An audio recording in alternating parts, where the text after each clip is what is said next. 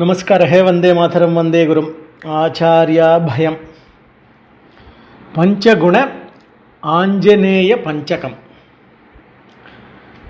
ಅಂಜನಾಸುತಮನಂತ ಜೀವಿತಂ ಪಂಚಭೂತ ಪರವಾಯುದೇವಜಂ ಮಂಜುಭಾಷಣ ಪರಾತ್ಮದರ್ಶಕಂ ಆಂಜನೇಯಮತಿವೀರಮಾಶ್ರಯೇ. ರಾಮ ರಾಮ ಇತಿ ಚೈವ ಚಿಂತಕಂ ರಾಮದಾಸಮತಿಭಕ್ತಮುತ್ತಮಂ ರಾಮದೂತ ಇತಿ ಶಿಷ್ಟನಾಮಕಂ ಆಂಜನೇಯಮತಿಧೀರಮಾಶ್ರಯೇ. ರಾಮನಾಮ ಶ್ರವಣಪ್ರಿಯಂ ಬುಧಂ ಭೀಮಸೇನ ಶುಭಮಧ್ವರೂಪಕಂ ಆಮಯಾತ್ ಸುಲಭ ಸನ್ನಿವಾರಕಂ ಆಂಜನೇಯಮತಿಸೂರಿಮಾಶ್ರಯೇ.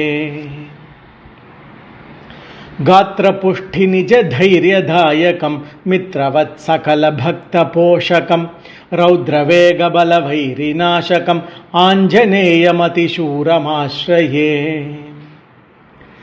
ಯತ್ರ ಯತ್ರ ಹನುಮತ್ಸುದರ್ಶನಂ ತತ್ರ ತತ್ರ ಭವತಿ ಪ್ರಮೋದನಂ ಭದ್ರದಂಚ ಹನುಮಂತಮೇವ ತಂ ಆಂಜನೇಯಮತಿಚಾರುಮಾಶ್ರಯೇ.